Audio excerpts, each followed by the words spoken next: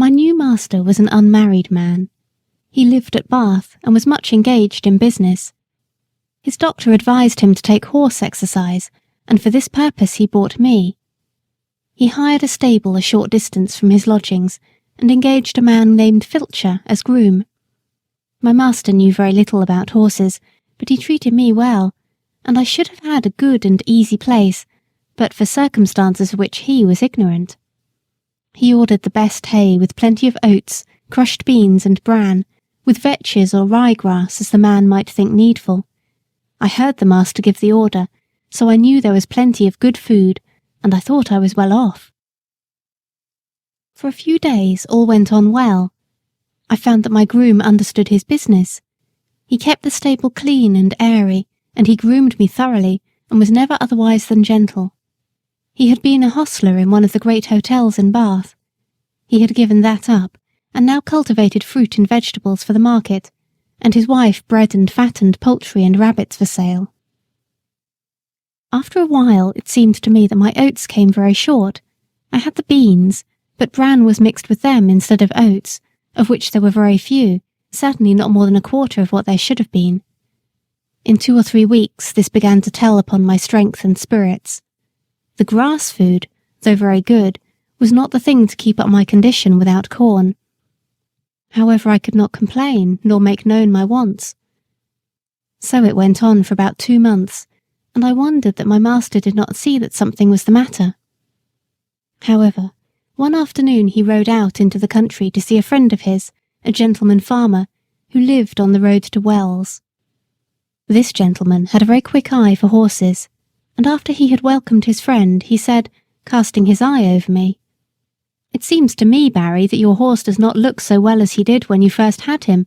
Has he been well?"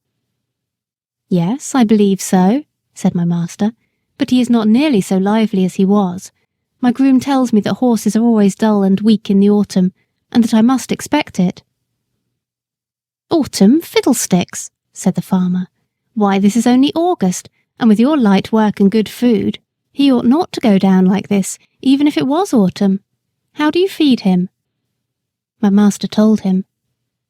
The other shook his head slowly, and began to feel me over. "I can't say who eats your corn, my dear fellow, but I am much mistaken if your horse gets it. Have you ridden very fast?" "No, very gently."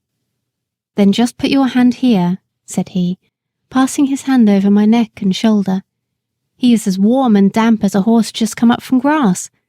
I advise you to look into your stable a little more. I hate to be suspicious, and thank heaven I have no cause to be, for I can trust my men, present or absent, but there are mean scoundrels, wicked enough to rob a dumb beast of his food. You must look into it."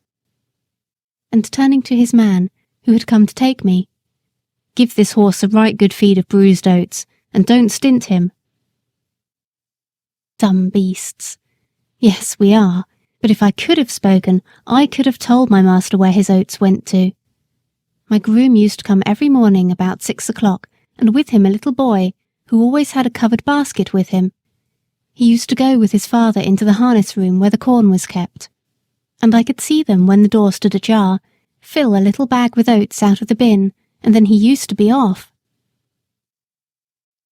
5 or 6 mornings after this, just as the boy had left the stable, the door was pushed open, and a policeman walked in, holding the child tight by the arm. Another policeman followed, and locked the door on the inside, saying, "Show me the place where your father keeps his rabbit's food." The boy looked very frightened, and began to cry, but there was no escape, and he led the way to the corn bin. Here the policeman found another empty bag like that which was found full of oats in the boy's basket. Filcher was cleaning my feet at the time, but they soon saw him, and though he blustered a good deal, they walked him off to the lock-up, and his boy with him. I heard afterward that the boy was not held to be guilty, but the man was sentenced to prison for 2 months.